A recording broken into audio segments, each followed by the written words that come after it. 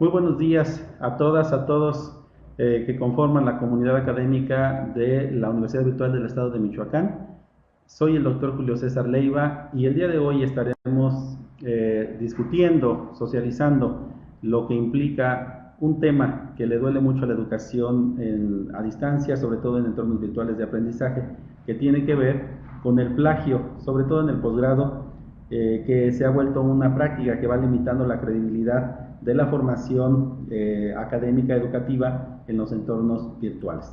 A partir de estos momentos, entonces, iniciaré mi participación derivada precisamente de un trabajo de investigación que venimos haciendo en los últimos años.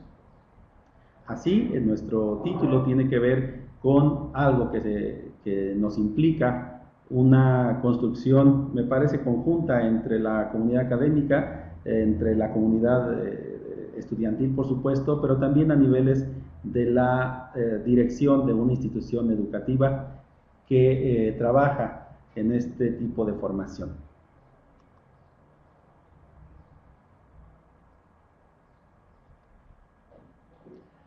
Es necesario plantear algunos elementos clave, no con una densidad teórica a nivel conceptual, pero sí es importante compartirles que desde que las tecnologías fueron incorporándose poco a poco a los sistemas educativos y fortaleciendo la idea de una formación a distancia, de una formación en entornos virtuales, ha provocado que los estudiantes, a falta posiblemente de recursos o de tiempo, ya estaremos planteando esto en la investigación, suelen tener como práctica el recuperar ideas, expresiones, párrafos, a veces textos completos de otros autores para presentarlos en los espacios de interacción, como pueden ser los foros académicos o bien algún otro tipo de actividades que se dejan en los diseños instruccionales. Esta práctica, esta no tan común y no tan adecuado ejercicio de la formación académica, pues va limitando precisamente la credibilidad de nuestro trabajo, de los proyectos educativos.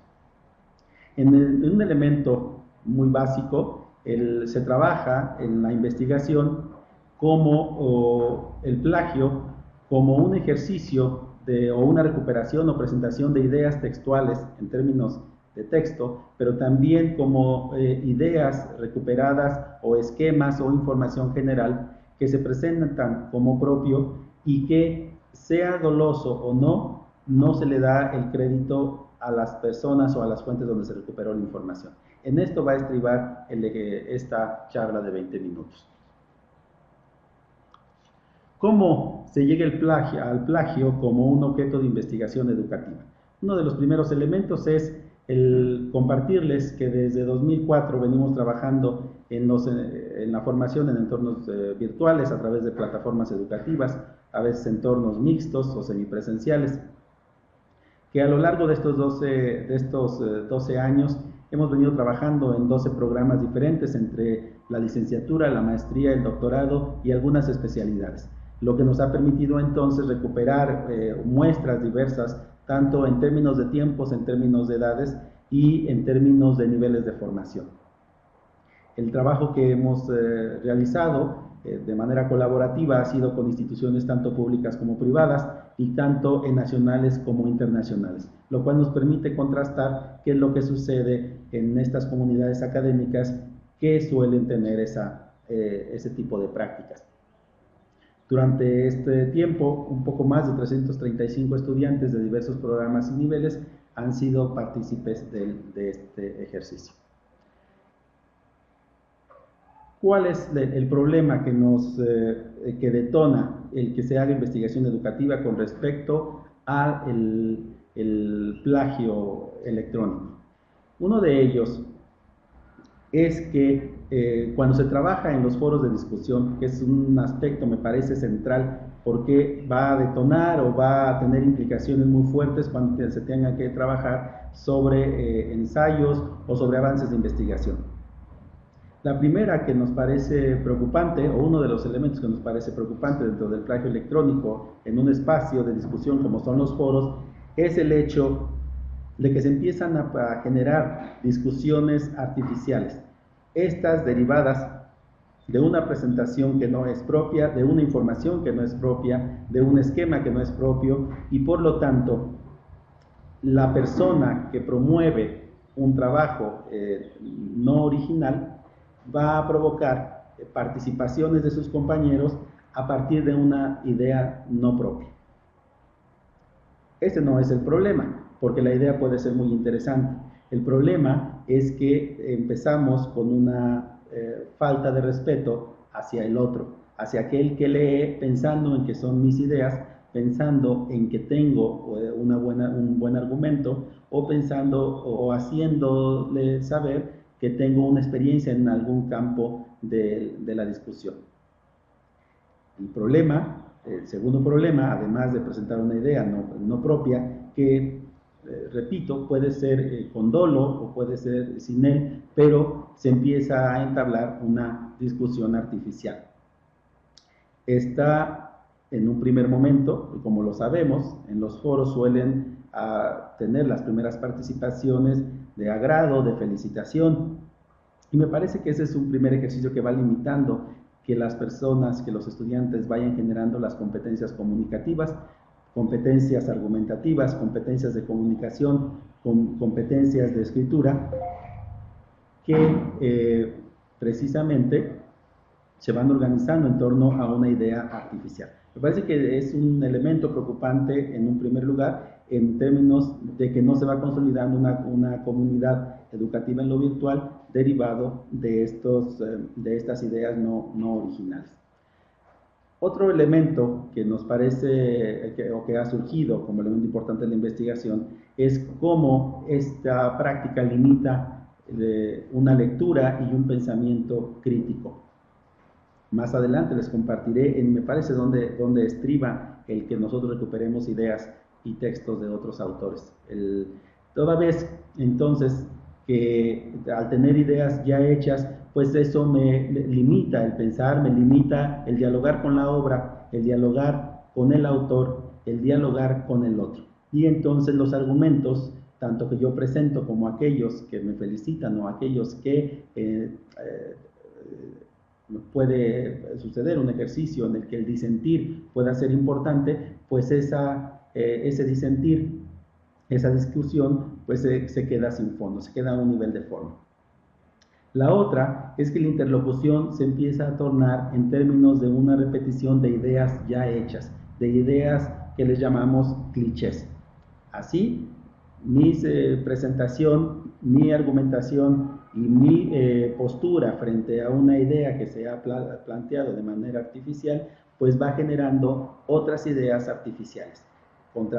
Frente a un argumento importante, interesante, pero no propio, pues el interlocutor irá a buscar otras informaciones tampoco propias, con expresiones ya hechas, para poder plantear un argumento, un contraargumento o un argumento a favor de lo que se está discutiendo. Lo más me parece preocupante de esto es que en aquellos estudiantes que sí organizan sus ideas, que promueven o escriben, arrastran su lápiz, le definen ciertos conceptos o ciertos argumentos que son críticos frente a la obra, que se percatan que se está haciendo una discusión artificial, pueden empezar a caer en el desencanto, lo cual no le viene bien a una formación en entornos virtuales.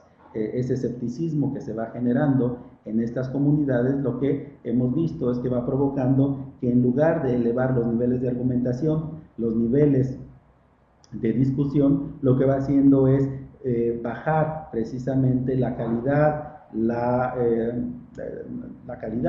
discusión, el compromiso sobre todo. Y ahí me parece que es en la parte cualitativa donde estriba la importancia de identificar estos elementos del plagio electrónico. No podemos dejar ir a nuestros estudiantes críticos, que son reflexivos, que revisan la literatura, en caer en prácticas más bien sumándose a estas formas de comunicación fáciles, un copy-paste, y no elevando precisamente los niveles de argumentación originales, reales, propios de las personas que se están formando. De esta manera, las participaciones no originales, insisto en ello, o me gustaría poner de relieve, lo que va provocando es más bien bajar el nivel de discusión, bajar el nivel de compromiso de los estudiantes y no, por el contrario, elevar los niveles de argumentación y de discusión.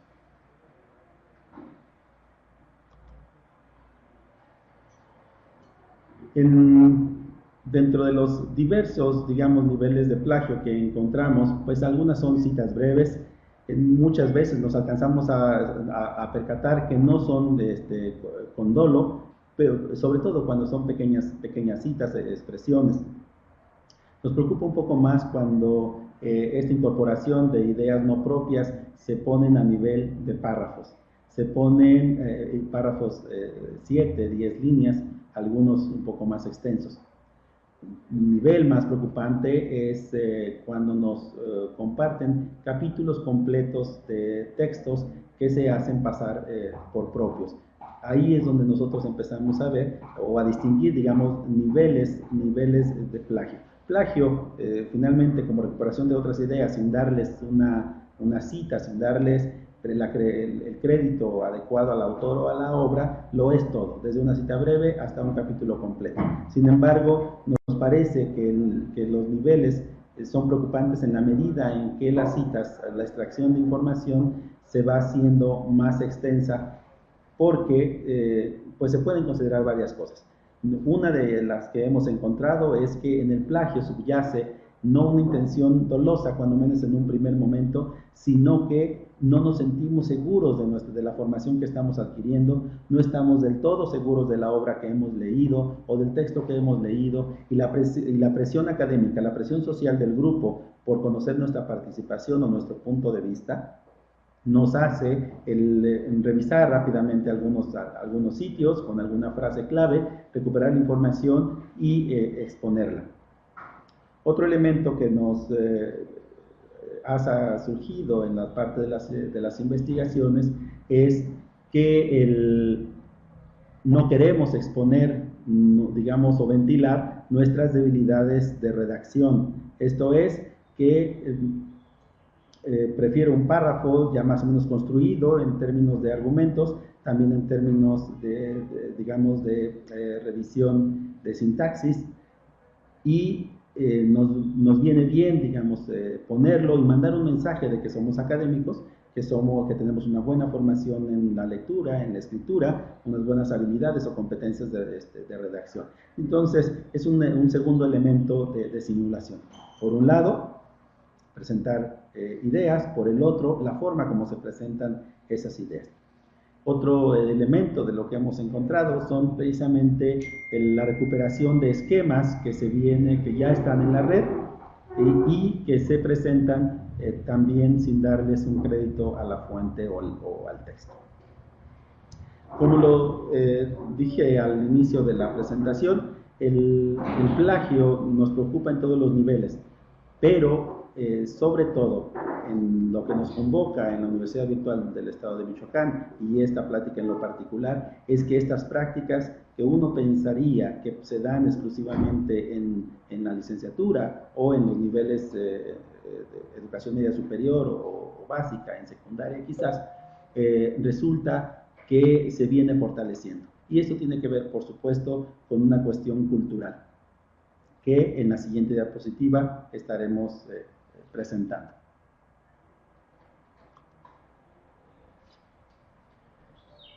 ¿Qué pasa cuando no hay una cultura del trabajo sobre el plagio, sobre fomentar las ideas originales, sobre el hacer una pausa en la discusión o en el desarrollo de un programa para prestarle atención a esta práctica?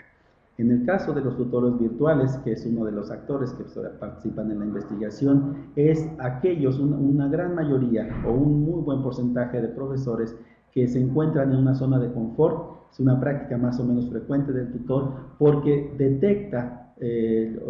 no detecta que hay un plagio, o no externa que hay un plagio. Es decir, nos conviene mantener o simular esa zona de confort en el que se presentan trabajos, se presentan ideas, párrafos, capítulos completos. Yo como tutor, digamos, me vuelvo un poco parte de esta cultura y también interactúo, hago comentarios sobre una práctica que quizás no he identificado que ha sido un plagio o no lo quiero externar para mantener de alguna manera fluir la información. Un buen porcentaje en las revisiones de la tutoría nos hemos encontrado con esta característica. La segunda es cuando el tutor identifica y lo empieza a socializar con sus compañeros, es decir, toma conciencia de que hay esta práctica en la formación de X o tal programa, pero no sabe del todo cómo atenderlo o no estamos seguros del todo cómo atenderlo, lo cual nos abre una ventana de oportunidad para poder definir que la formación de los futuros tutores virtuales también implica un reconocimiento de esta práctica. El tercer elemento o el tercer, digamos, tutor que hemos localizado es aquel que actúa porque define distintos niveles de acción y por supuesto este actuar es mucho menos frecuente en la tutoría. Este tutor que no solo detecta, también lo socializa con los estudiantes en cuestión, también lo socializa y lo vincula con las sesiones en las que se tiene que discutir los diseños instruccionales, lo lleva también a las discusiones académicas, algunos como objeto de investigación y los otros como una medida en la que tiene que prestarle atención las instituciones que tienen oferta educativa en entornos virtuales para prestarle atención. Entonces tenemos que el tutor juega un papel importante para fomentar o para definir o limitar el trabajo de plagio electrónico.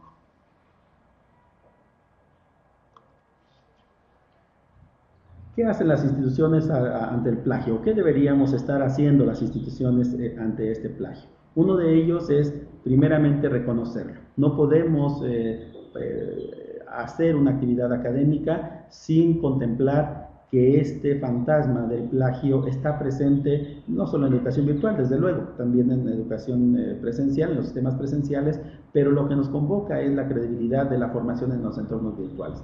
Así que el reconocerlo ya es una primera forma de intervención de la institución educativa.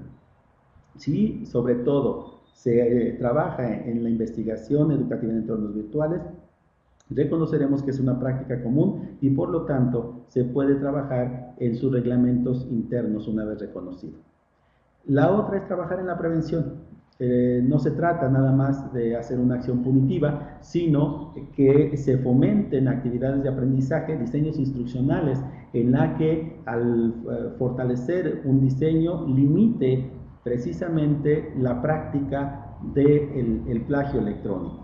Cuando hacemos preguntas concretas para que nos den información concreta, muchas veces conceptuales o de datos históricos, es muy probable que la propia práctica desde el diseño ya se esté fomentando.